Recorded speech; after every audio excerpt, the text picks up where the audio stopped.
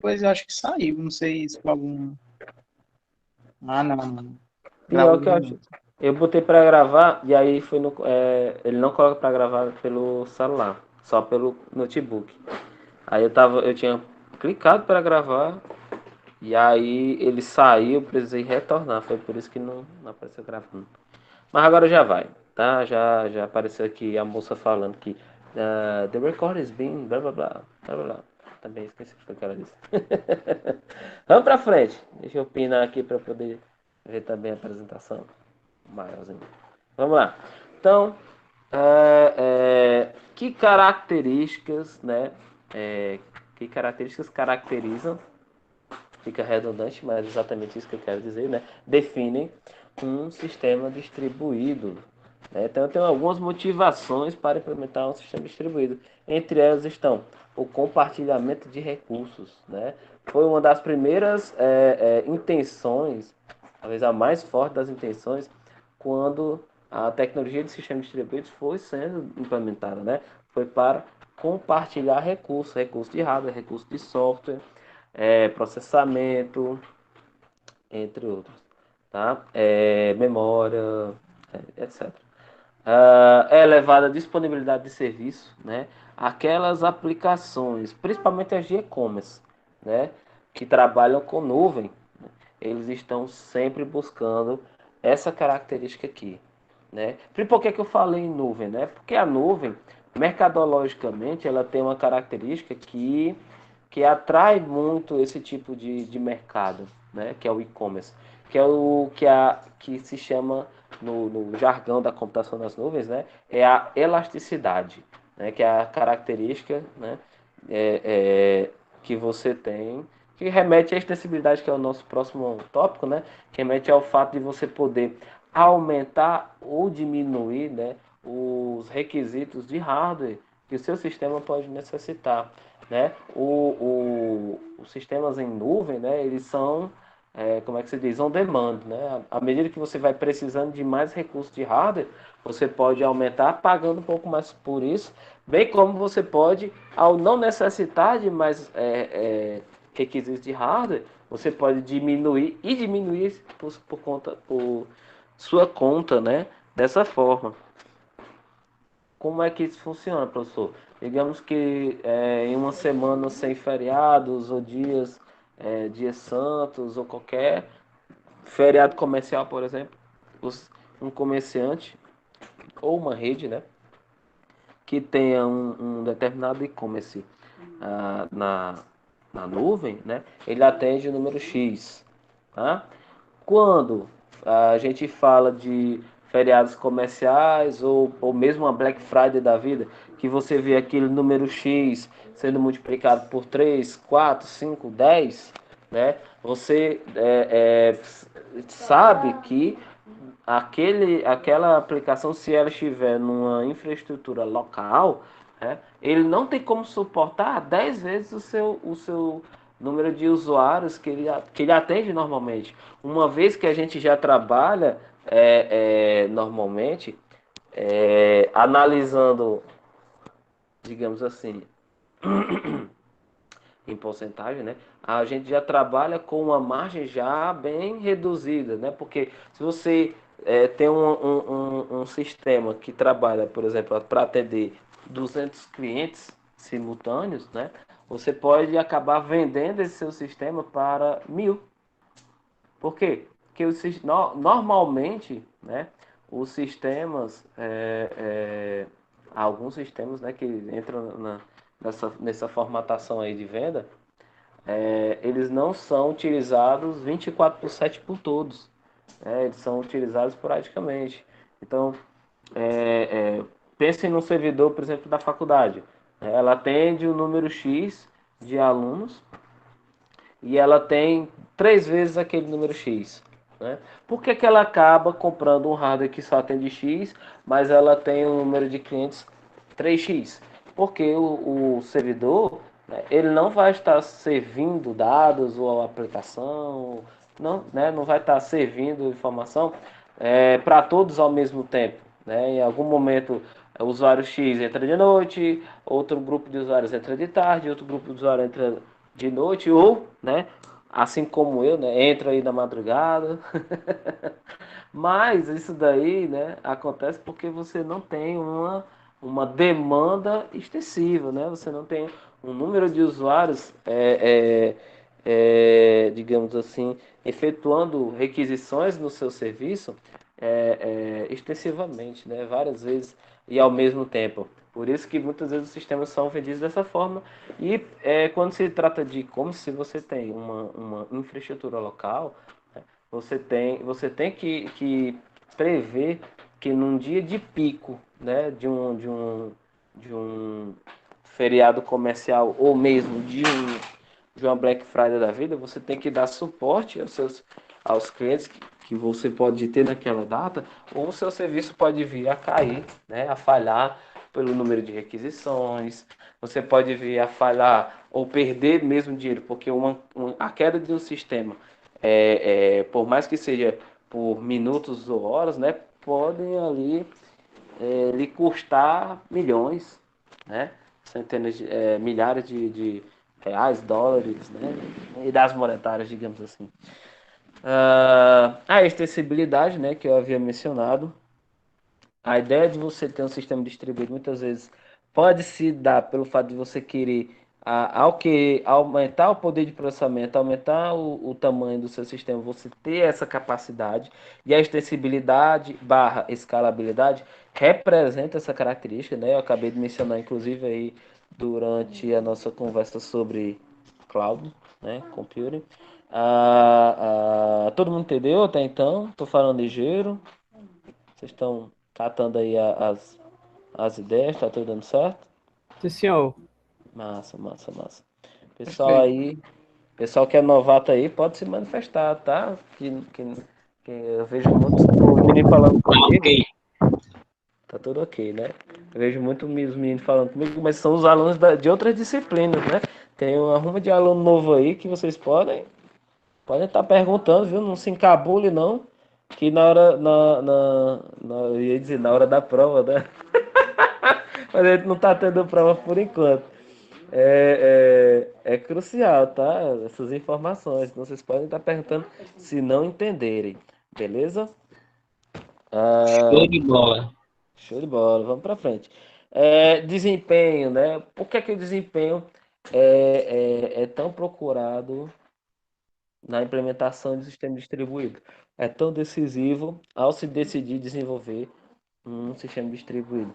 Por quê? Porque mesmo que você tenha informação, dados, ou mesmo poder de processamento ou funções distribuídas, né, é, geograficamente, digamos assim, geograficamente distribuídos, né, a ideia é que você tenha, né, a visão de sistema único e que aquilo ali, né, por mais que seja. A gente sabe que as redes de computadores hoje a gente trabalha em velocidades da ordem da velocidade da luz, né? Por meio de fibra ótica. Principalmente quando você vai buscar informações em outro continente ou outro país, por exemplo. Mas para sistemas, né, metropolitanos, onde você tem filiais na mesma cidade ou em cidades diferentes, né, você não. Aqueles usuários que não têm a noção de que aquela informação, aquele processamento, aquela função é chamada no computador que está a quilômetros de distância, né, ele sente a necessidade de que o sistema responda no momento que ele clica no botão, no momento que ele acessa uma página, no momento que ele envia um formulário, compreende? Então, desempenho também é uma motivação altíssima, né, buscada para implementação em sistemas distribuídos.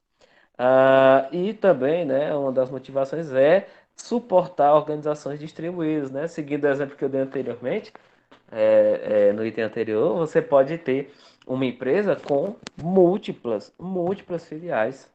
Então, eu vou dar um exemplo. Redes sociais são grandes exemplos de sistemas que dão suporte a organizações distribuídas, né?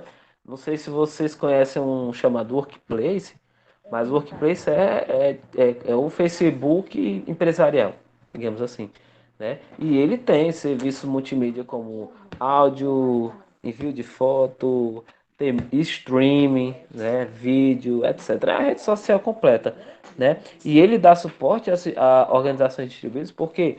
Porque ali na organização, né, pode ser nacional ou multinacional, você vai ter todos os caras, né, todos os colaboradores participando das postagens, vendo, assistindo streams. Eu particularmente eu participo, né? Hoje pela empresa que eu trabalho, é um exemplo que eu dou, que é o que eu vivo, né? Mas eu trabalho também com tecnologia Oracle, né? E a gente trabalha com o EBS, que é o Enterprise, né? Enterprise Business System, né? Se tiver errado alguém aí que também trabalha com EBS, me corrija, por favor. Não, é o Enterprise Suite, não, Business Suite, algo parecido, que é de suite de ferramentas, acho que é isso mesmo. É, Ele é um sistema empresarial que cobre todos os departamentos de uma empresa, né? Todos os setores de uma empresa. Ele tem módulo para tudo, certo? E ele trabalha, assim, ele é uma ferramenta de grandes empresas, né? Hoje em dia, se você for pensar, ela é uma das maiores do mercado, né? No quesito aplicações para empresas de grande porte, né? Você tem aí o SAP, você tem aí o EBS, você tem o TOTS, né? Que na minha concepção, né? Seguem exatamente essa ordem, né? De influência no mercado, né? De abarcar fatias de mercado, né? Acho que vem seguindo essa sequência. E todos os três que eu acabei de mencionar, né? Eles atuam no mercado de, de grandes empresas. Só o TOTS que aí também abarca médias e pequenas empresas, tá? Com o Proteus. E aí eles dão suporte a organizações distribuídas como a transações distribuídas, como por exemplo uma transação financeira, uma transferência de estoque, uma transferência de item, tá certo? De uma filial para outra, acesso a informações de colaboradores que estão em filiais distribuídas, produtos, mercadorias, etc. Tá certo? Então, dar suporte a organizações distribuídas é tudo isso. Né? Suportar transações financeiras, transações de mercadorias, transações de troca de estoque, acesso a informações de colaboradores de outras empresas, entre outras funções, tá certo?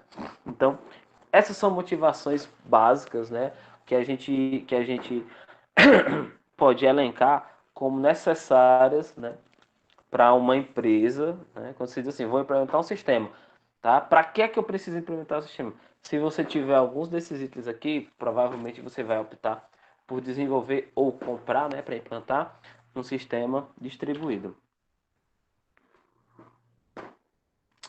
Os principais problemas, e aqui, meus amigos, e aqui estão alguns dos itens que vocês viram, né, lá no nosso carrotinho, tá certo? A gente tem aqui concorrência, que eu comentei, né? A concorrência tem uma complexidade altíssima para sistemas distribuídos, porque você tem que lidar com diversas variáveis, né? Clock, né? A sincronização de clock, decisão de quem alterou primeiro, se foi uma operação de escrita, se foi uma operação de leitura, o impacto de uma operação de escrita feita por um determinado processo em outros processos que já estavam ali utilizando aquele dado, por exemplo, ou mesmo, né, a concorrência a nível de sistema operacional, né? Quando você pensa assim, quem de vocês aí pagou sistemas operacionais? Alguém pode me dizer? Todo mundo pagou? Ninguém pagou? Workstation? Já fui. Que foi? Perguntou Workstation, hein? Workplace. Para saber o nome da rede social que eu falei? Workplace. Como é? Quem foi que falou aí? Antes? Não? Então, concorrência, imbui, né? Inboot, todas essas implicações aí que eu acabei de mencionar durante o projeto de sistema distribuído, né? Você tem que lidar com essas situações aqui. Falhas parciais, né? O que é uma falha parcial? Quando você fala, por exemplo, de sistema empresarial, tá? Você pode ter um servidor distribuído com vários nós, né? Para dar suporte a ao número de clientes ou de requisições, né, que você pode obter durante um dia, durante a execução do sistema, tá? Que são falhas parciais, né? Falhas parciais vêm a ser, por exemplo, se você tem dezenas de máquinas, 200 máquinas interconectadas e, né, máquina X requisita dado que existe na máquina Y. Só que máquina Y, por algum motivo, seu serviço foi cortado. Pode, por qualquer eventualidade, né? Falhas de hardware, falhas no meio de comunicação, perda de pacote, entre outras, certo? Entre outras. Pessoal de redes aí que pode me dizer melhor, né? Se alguém tiver mais alguma coisa para acrescentar. Várias situações podem acontecer de uma máquina vir a falhar. E se essa máquina falhar, ela deve ser a única que tem aquele dado, função ou poder de processamento que deve ser servido para outros? Não, né? Então a gente vê que a questão da falha parcial, né, imbui no sentido de inclui, né, inclui na nossa problemática, né, o fato de eu precisar, por exemplo, replicar determinadas informações ou aplicações servidoras, né, em diferentes máquinas para que no caso de alguma vir a falhar, né, eu ter um suporte de outra máquina, né, eu posso redirecionar aquelas requisições para a máquina que tem a cópia daqueles dados, né? Então, tenho falhas parciais, tenho questões de localização, né? Onde o meu dado, onde o meu processo se localiza para que eu possa ir buscar aquele dado. Como minha aplicação cliente vai descobrir onde está o serviço que ele precisa, tá? Por quê, professor? Por quê, professor? Porque em tempo de execução, os sistemas distribuídos, eles não têm, as máquinas em si, elas não têm informações específicas de todas as máquinas que pertencem ao sistema. E nem deveria, né? Afinal de contas, um sistema distribuído, ele pode, a qualquer momento, adicionar mais máquinas, bem como posso remover máquinas. Posso remover componentes do meu sistema. E aí, se eu tiver isso armazenado de maneira estática dentro das minhas aplicações, não é viável, né? Então eu tenho que ter formas de trabalhar a, a, loca- como é que se diz? A descoberta de novas máquinas, né? Tenho que trabalhar essa questão da localização das máquinas. Acesso, né?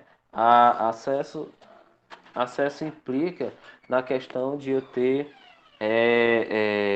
formatos de dados diferentes para arquiteturas diferentes, para sistemas operacionais diferentes, entre outros detalhes. Então, a questão do acesso, né, é acesso às informações mesmo que são distribuídas, né? Porque se eu tenho heterogeneidade nas minhas máquinas, né, eu tenho que ter uma representação para essas características, né? Para tipos de dados, uma padronização na forma de requisição para pedir processamento ou executar uma função remota, né? Uma função geograficamente distribuída, geograficamente distante. E aí o acesso, né, torna-se um dos problemas que a gente tem que arrumar, né, digamos assim, nós temos que acertar durante o projeto de sistemas distribuídos.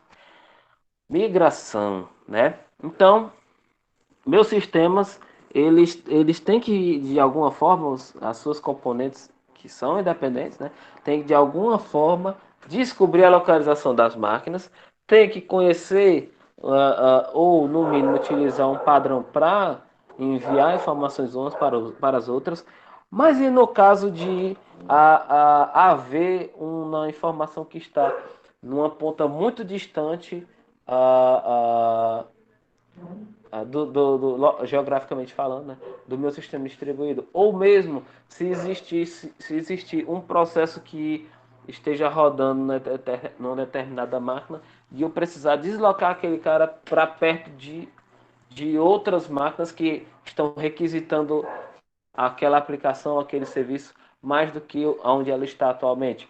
Então, vem aí a problemática da migração de dados, migração de processos. Eu tenho que ter isso em mente. Por quê? Porque eu posso estar, por exemplo, congestionando um determinado meio de comunicação, posso estar congestionando uma determinada máquina, porque simplesmente ou a máquina não tem um requisito físico necessário para atender a todas as requisições, ou eu tenho um meio de comunicação que é único para chegar a esse servidor, ou o fato de um servidor estar sendo sobrecarregado por requisições pode fazer com que eu queira, né, migrar aquela aplicação ou aquele dado para mais próximo da onde eles estão sendo feitos, para melhorar a visão do sistema único, né, melhorar o desempenho do meu sistema distribuído. Então, migração entra em cada uma dessas possíveis necessidades ou problemáticas, né,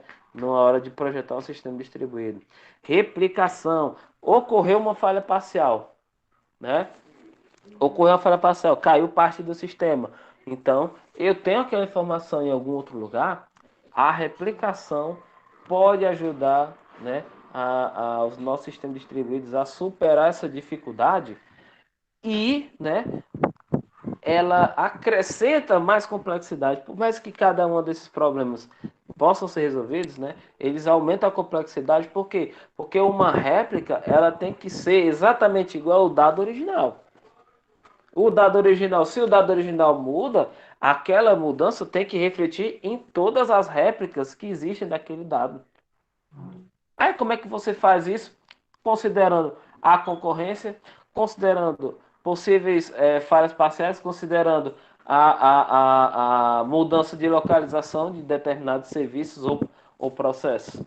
Aí entra a questão de se tornar um problema a replicação, né? Porque muitas vezes o cara diz assim, o que é que eu posso fazer quando um dado meu morreu uma máquina que veio a falhar? Não, é só a gente replicar aquele dado em outro servidor. Só que a replicação, né, traz esses questionamentos aí que eu coloquei todos aqui para vocês. Beleza? A gente falou aqui da nossa da primeira metade, né, dessa nossa primeira coluna, dos problemas que envolvem projetos de sistemas distribuídos, tá? E eu falo ligeiro demais. Tem alguém aí que acompanhando meu raciocínio ou ficou perdido ali pelo meu e não compreendeu? E ficou alguma dúvida ali para trás? Tô tranquilo pra mim. Tá. Qualquer dúvida, eu vejo a aula gravada aí. Mas não se garanta com a aula gravada não, porque aqui agora eu posso tirar uma dúvida, entendeu? Por mais que eu esteja falando, né, ligeiro e dando vários exemplos, mas nada vai superar o fato de a gente estar ao vivo, né? Se vocês quiserem me perguntar alguma coisa ou exemplificar, né? Se vocês não compreenderem, vocês podem perguntar qualquer um desses pontos aqui que a gente pode, que já passaram, né? Que a gente pode tirar a dúvida, né? Ou usar de outros exemplos para ver se deixa mais claro, tá certo? Professor, fiquei um pouco em dúvida, esse final é heterogeneidade. Eu vou chegar nela aí agora. Porque eu estava lendo na internet, um pouco que você estava falando, dias um pouco antes, adiantando matéria, eu fiquei um pouco perdido. Assim, foi o que você falou, eu fiquei nessa. Vou explicar mais ela, se dá mais ênfase. Sim. Daqui a pouco eu chego nela, tá? Certo. Vamos passar para a segunda metade. Tá? Falando da primeira, Mas aí vamos agora para a segunda parte. São tópicos que vocês podem ver que, como é que se diz? Eles não têm até o momento, né? Eu vim explicando por cima, mas ali na frente vocês vão ver um pouco dessas informações. Ixi, peraí. Voltar. Mas, o que é que acontece? Eu vou... a tarefa de vocês dessa semana vai ser o seguinte. Esses problemas aqui, eu acho que tem muita informação aqui para vocês lerem, tá? Eu vou, como é que se diz? Escanear, vou fazer um documento PDF com o celular, eu acho que vai ficar legal, do livro que eu tenho, do Tannenbaum, que tem todos esses pontos, beleza? Aí o que é que vai acontecer? Vocês vão escolher um ponto desses que você quiser. Que você tem afinidade, aleatório, você vai escolher um desses pontos e vai fazer um resumo baseado no arquivo que eu vou mandar para vocês, certo? Quem tem um livro ou foi pegar na biblioteca, ou tem os PDF aí da vida, ótimo. É do primeiro capítulo, certo? Todos esses pontos aqui. Mas, né, eu vou escanear para aqueles que não têm. Eu vou escanear a parte que tem cada um desses pontos e vou colocar. Vocês vão escolher um pontinho desse aqui, tá? E vão fazer o resumo da seção que eu vou mandar nesse documento, tá? Então, por exemplo, escolhi mobilidade. Então, no documento vai ter a parte de mobilidade. Tu vai tirar um tempo para ler, não é grande, tá? Tu vai tirar um tempo para ler e aí tu vai fazer um resuminho legal para mim. Tá massa? É só contextualizando aqui a atividade, tá? Que eu vou mandar para vocês essa semana.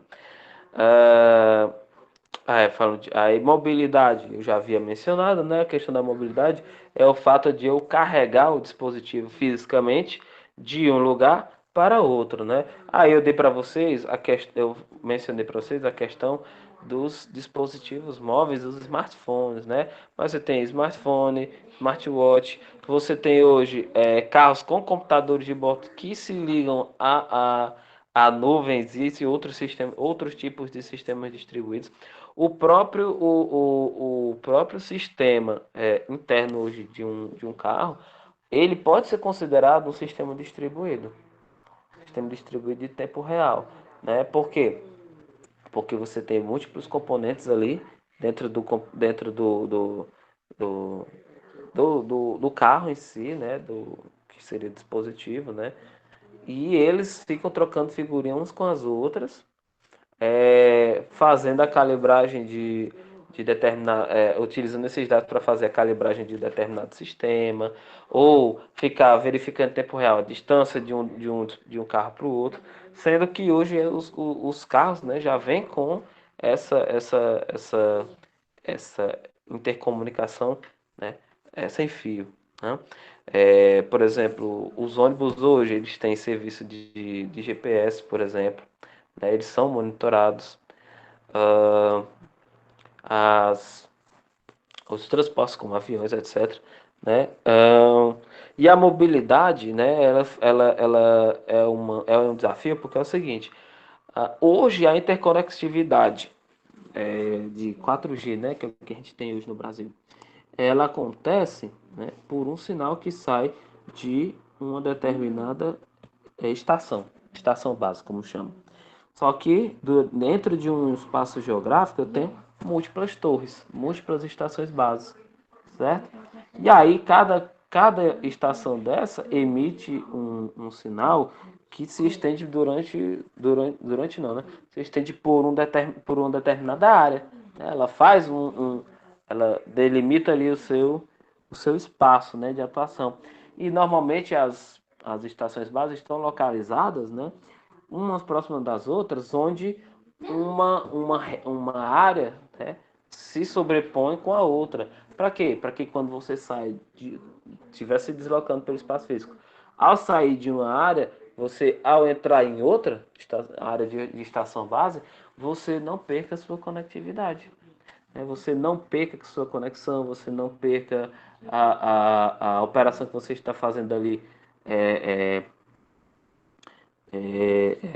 seja baixando vídeo, baixando jogo, jogando, né, que transmite informações, entre outras, tá? Então, a questão da mobilidade é fazer com que o seu sistema seja robusto o suficiente para que ele possa, né, se deslocar no ambiente e não perca a sua conectividade. Contexto, né? Essa ideia de contexto aí tá bem utilizada, se mescla bastante aí a mobilidade, tá certo? E também está associada à questão de eu estar mudando de uma estação base para outra, tá? Por quê? Porque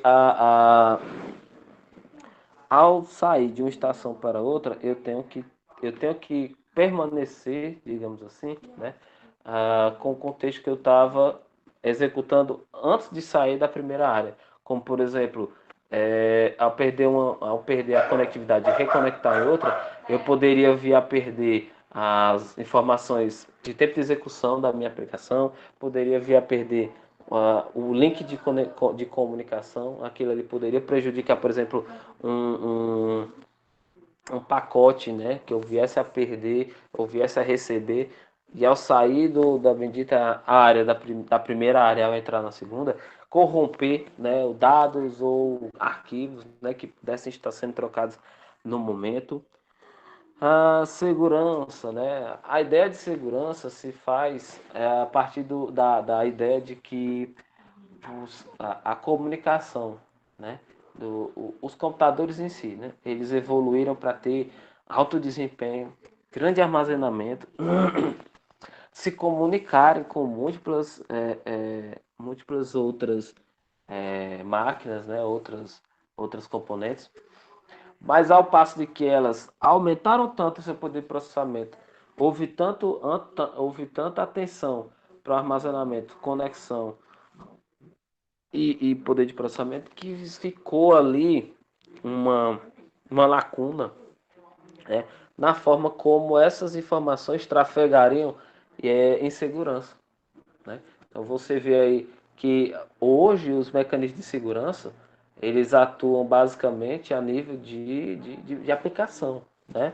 Então você vê algoritmos de criptografia, você vê aí protocolos, né, para garantir mas tudo ainda a nível de aplicação ainda, ou mesmo de protocolo, né? Mas nada voltado para o hardware, né? E quando você fala de segurança para sistema distribuído, você pode pensar da seguinte forma, né? Pessoal de redes, se eu falar alguma besteira, me corrija. Mas quando você fala de administrar sistemas, né? Você tem todo um conjunto de políticas que todas aquelas máquinas, né, que pertencem àquela intranet, àquela rede, né, eles devem digamos assim, obedecer a essas políticas. E essas políticas podem envolver tanto questões técnicas como portas de conexão, como, sei lá, sites permitidos e não permitidos, né, configurações de firewall, entre outras coisas, né, que são específicas daquela rede, daquela organização. Tá? Mas vocês têm que lembrar que sistemas distribuídos podem também interconectar diferentes organizações de administração de sistemas. Entendeu? Torna mais difícil? Com certeza. Essa questão aí fica cada vez mais complexa, principalmente quando você tem duas organizações com políticas de segurança diferentes. Tá? Mas, né, pode ser feito, né? Pode ser feito. E os mecanismos de segurança, né, tem que ser seguidos tanto para uma organização como para outra na hora de fazer a troca de informações lá entre as aplicações cliente e servidoras, né? Então você pode ter um cliente numa determinada organização requisitando um serviço ou um dado ou um processamento de uma outra estação que se encontra em uma outra organização. Organização não necessariamente organização empresa, né, que eu estou falando, mas organização administrativa, né, do próprio sistema, digamos assim. A larga escala, como eu já havia mencionado várias e várias vezes nessa e na aula anterior, trata da escalabilidade, e eu já mencionei aqui também várias vezes o problema de você ter um número de máquinas muito grandes impactar no desempenho, né? Porque em algum momento pode acontecer de uma mensagem sair de uma ponta e precisar de um dado, o processamento que está em outra, lá na outra ponta, em outra máquina, né? Que está na outra ponta. E todo aquele percurso que ele faz, né? De uma ponta a outra, tem situações onde vão existir redes diferentes, certo? Meio de comunicação diferente, eu posso, sei lá, passar de uma fibra ótica para uma de cabo coaxial, e ao chegar num determinado local, né, onde está lá a máquina, essa mesma está conectada por um par trançado, por exemplo.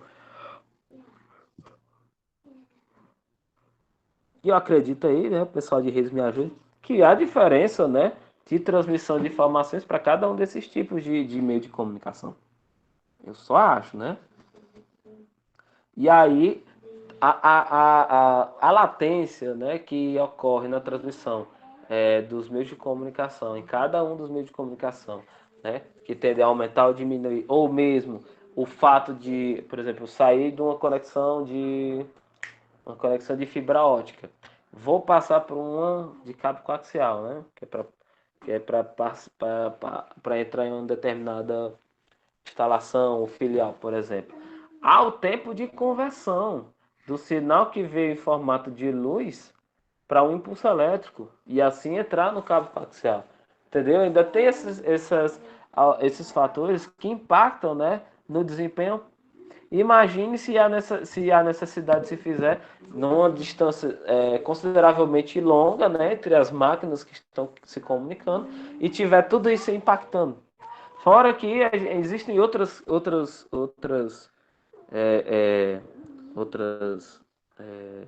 outros fatores, outras variáveis, né, que eu vou mencionar mais para frente, que envolvem a questão da comunicação por mensagem e da utilização de mídia, tá?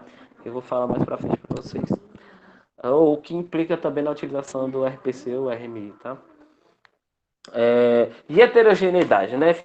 Ficou aí a dúvida a respeito, aprofundar um pouquinho mais na questão da heterogeneidade. Bora lá.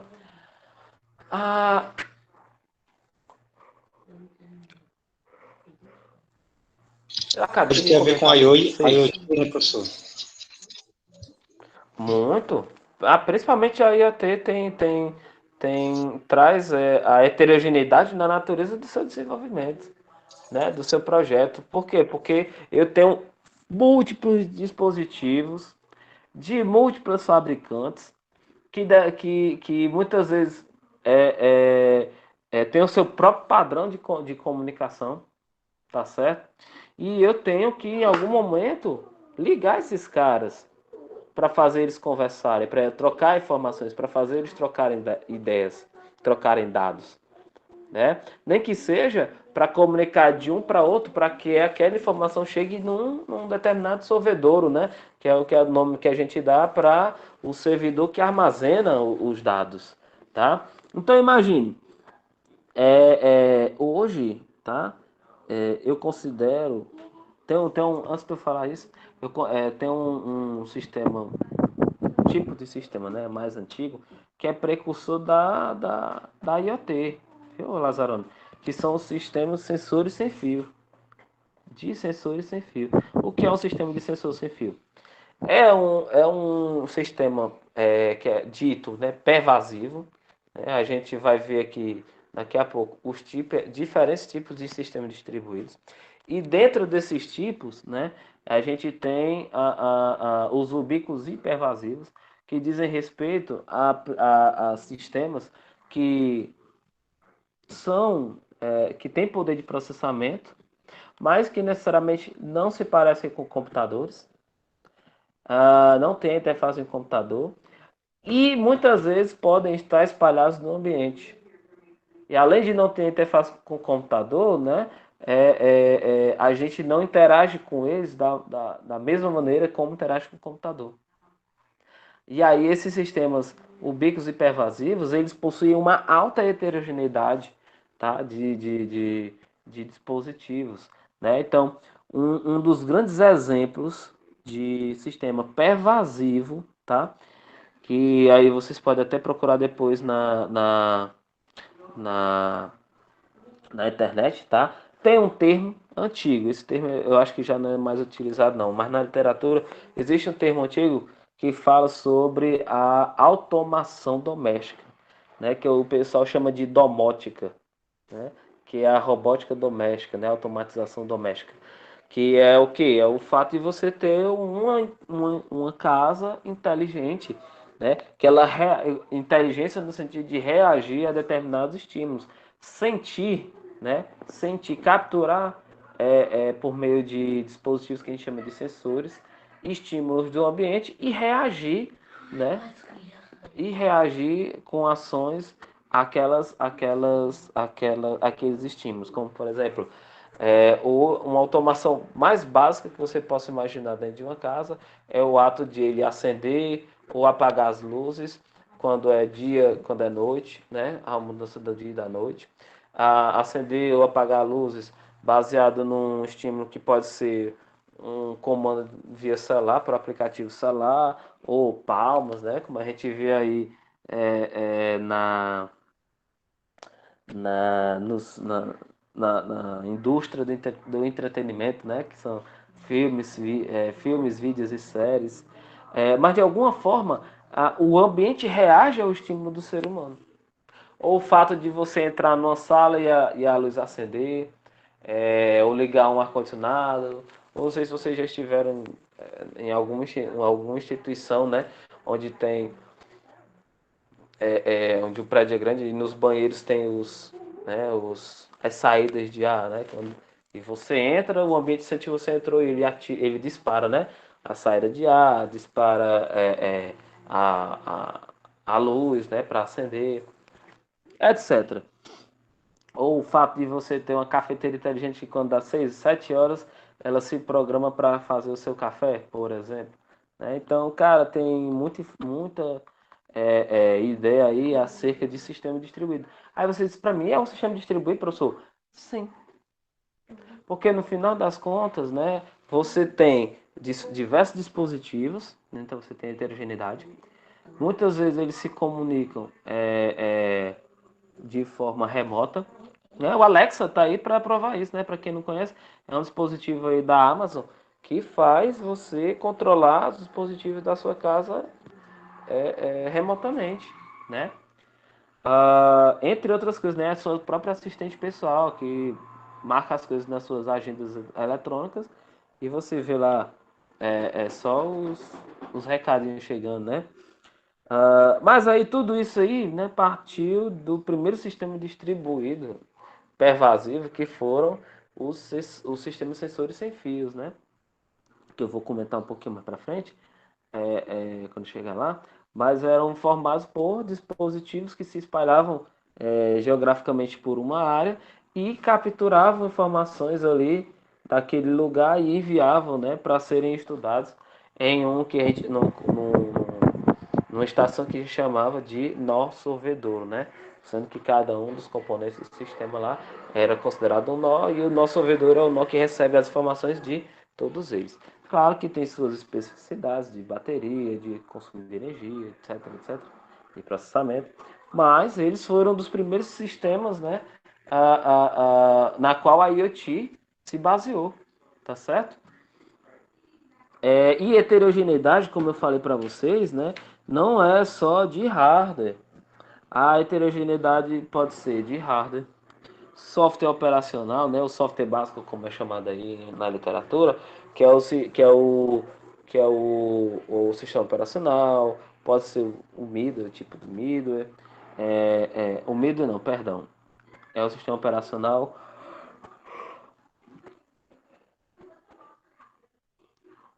A arquitetura, né, do hardware, bem como também pode ser a linguagem de programação na qual o sistema foi desenvolvido. Porque o sistema distribuído também não diz respeito só a você ter máquinas interconectadas. Né? Os serviços, né, a parte lógica, também tem grande impacto, que é no sentido de você ter aplicações de de diversas naturezas, desktop, móvel ou web, né? Recebendo a característica que a gente chama de abertura, né? Que é quando eu pego uma aplicação, por exemplo, desktop, eu crio uma interface para ele, e armazena essa aplicação em um servidor, onde qualquer um que requisite aquele serviço, né, aquela aplicação, possa usar a aplicação que originalmente era standalone, ou que originalmente era Delphi, era Java, era Python, tá? Então a linguagem de programação também, né, recai aí sobre a problemática da heterogeneidade, tá certo? E aí, pessoal, a gente vai terminando isso daqui. Não, ainda tem ali, ó.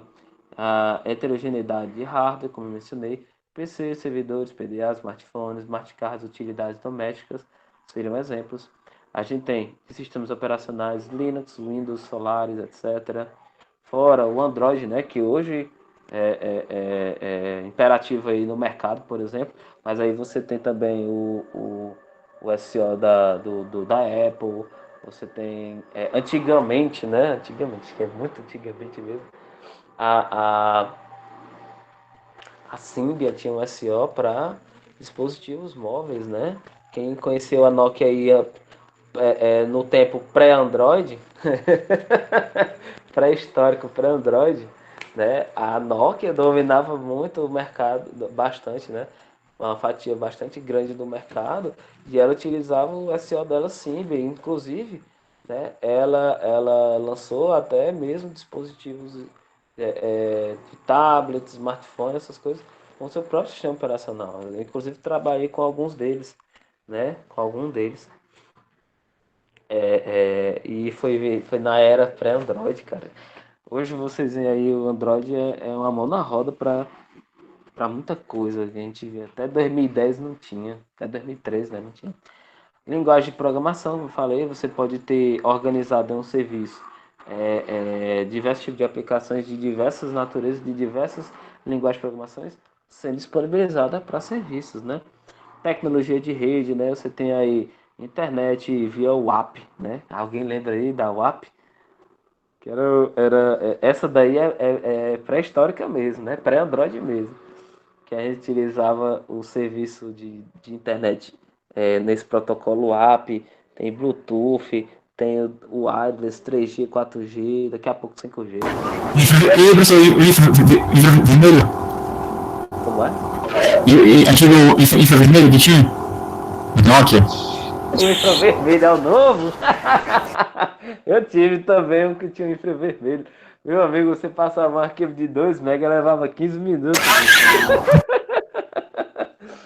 Aqui no começo.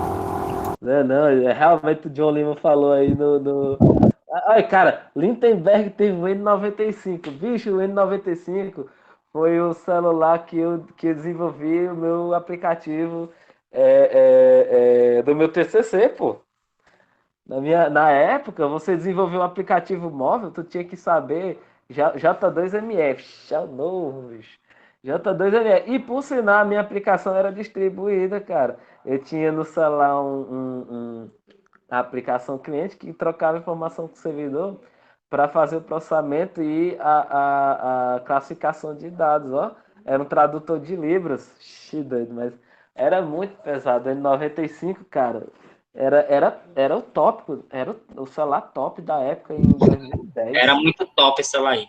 O celular era topíssimo. Ele era até flip não, como é? Slide, ele abria para cima, se eu não me engano, né? Eu adorava aquele celular. Eu trabalhei com o celular do meu orientador, meu amigo, porque eu não tinha dinheiro para nada na época e ele tinha esse bicho. Meu irmão, e realmente celular com TV era febre na época também. E hoje eu tenho esse negócio aí no meu celular e nunca usei. Nunca usei, nunca. Tinha um chape que ficava dançando, era mó putaria. Ele tivesse usado para emular as aplicações de Java para jogar. Era, mas na época mesmo, 2010, só o que tinha, até 2013 mesmo, só o que tinha era jogo desenvolvido em J2ME, mano. Mas era uma biblioteca que existe hoje ainda, inclusive, tá? Mas cara, complicado aquilo ali, viu? de se programar. De MP1 até MP80, exatamente. Exatamente. Aí, ó, aí, só voltando aqui pro tópico, né? A gente vai revivendo o passado. Aí quando você é velho que nem eu, aí tem muita história para contar. Entre as tecnologias de rede, né? Tem internet, Wi-Fi. O IMAX não pegou necessariamente, mas ela existiu. Tecnologias de mídia, né? Que a gente vai mencionar. Políticas de gerenciamento para sistemas distribuídos como é que se diz? Administrações diferentes, em organizações diferentes. Opa. A transparência de distribuição, né? Que é tornar invisível as complicações geradas pela distribuição. O que é uma transparência de distribuição? É justamente o mesmo tópico que eu venho batendo a tecla desde o primeiro dia de aula, que é a visão do sistema único. Né? Então, o que é a transparência de distribuição? É você ocultar do seu usuário, seja usuário um ser humano, um processo, ou o que quer que seja, né? Que aquela informação que ele está usando, ou a função que ele está chamando, né? Não vem de longe, não vem de outro dispositivo geograficamente distribuído, né? Geograficamente distante. Né? Então você tem essa transparência, esse ocultamento do programador, do usuário e do administrador do sistema. Né? Então essas transparências têm que vir para esses três personagens. Porque quando o programador desenvolve o sistema distribuído, ele não fica pensando na localização do hardware, na locação da outra máquina que ele quer. Ele não fica pensando se a função que ele quer chamar vai ter na máquina local. Né? Então, para isso, ele utiliza de APIs e de outras ferramentas como o RPC ou o RMI, né? Para fazer a sua aplicação, né? Se integrar ao sistema distribuído corretamente. Para o usuário, que é para não ter aquele problema de desempenho, né? Para ele não sentir as latências de comunicação, conversão e de processamento, né? Que estão embutidas na comunicação entre máquinas separadas. Né? Ou mesmo de administrador de sistema, porque você pode ter máquinas que vêm de domínios, essa é a palavra que eu queria dizer, né? Que vêm de domínios diferentes, de intranets diferentes, de internet ou intranet, né? Diferentes, onde você tem que ocultar do administrador do sistema a determinadas situações voltadas mesmo para a política de gerenciamento daquele domínio, daquele sistema, daquela rede, entendeu? E aí a gente tem múltiplos tipos de transparência, né? Tendo transparência de acesso, de localização, de falha, migração, relocação, aplicação, persistência, transação, concorrência. E para terminar a aula de hoje, né, tem as aplicações que eu já mencionei várias e várias vezes, né? Então, em princípio, qualquer aplicação convencional pode ser portada, né, com sucesso para um ambiente distribuído, né? Então, essa situação, né, essa característica que os sistemas distribuídos têm, a gente dá o nome de abertura, né? Que é quando você consegue disponibilizar, né, aplicações de qualquer natureza para o sistema distribuído em forma de serviço. Então, tem alguns exemplos, né? Existem algumas áreas de aplicações emergentes, como o IoT, né? Emergentes no sentido que são novos, né? Que estão surgindo.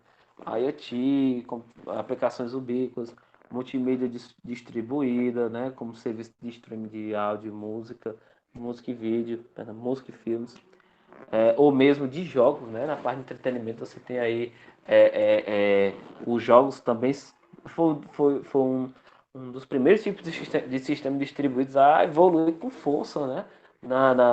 No decorrer do tempo, né? Não sei aí quem pegou essa época que já jogou Ragnarok ou Mu Online, paredão dos toques spoiler. Eita, desenterrou agora, doido. Né, não? É mesmo. Tem todos esses, né? Computação móvel ubíqua, computação em grade, redes de sensores sem fio, né? Ou IoT, como eu já mencionei. Então, esses são alguns exemplos de aplicações que eu já vim falando na aula todinha, então eu não preciso refazer o meu discurso sobre cada um deles, né? E hoje encerramos a nossa aula 1, tá? eu vou fazer o scan do livro que eu mencionei para vocês e vocês vão fazer o resumo lá de algum daqueles tópicos lá que vocês escolham à vontade, tá? Não deixem de fazer, tá? Sempre faça, é sempre bom. Peguem o tópico que você tem menos conhecimento, que você precisa, né, obter aquele conhecimento. E, meus amigos, por hoje é só, tá? Você vai postar já outro material já das próximas aulas já? Gosto desse último? Tem. Eu vou disponibilizar. Tá certo. Viu? Não se preocupe não, vai dar certo. Vai estar lá no Moodle. Essa aula aqui já está dando 57 minutos de gravação. A gente perdeu, infelizmente, o Kahoot, né? O Kahoot é um negócio muito legal e é até interessante, porque eu explico muita coisa do conteúdo do dia, né? Para vocês depois reverem, mas eu espero não repetir essa falha aqui. E eu, né, repassei toda a informação durante a aula que vocês precisavam saber, tá?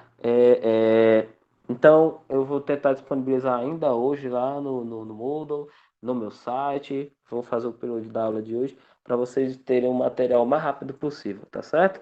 Então, é isso, meus amigos. Eu vou fechando aqui a nossa aula. Quem estiver aí, vão deixando os seus nomes aí no chat, tá? Para eu poder fazer a chamada depois. É muito interessante para mim fazer dessa forma do que abrir o navegador e sair escrevendo e chamando o nome de cada um, tá? Vão deixando o nome de vocês e até semana que vem, tá? Vou parar aqui a gravação, não tem mais necessidade. E a gente se vê na quinta-feira que vem. Valeu, professor. Boa noite, meus amigos. Valeu, boa noite. Boa noite, professor. Boa noite.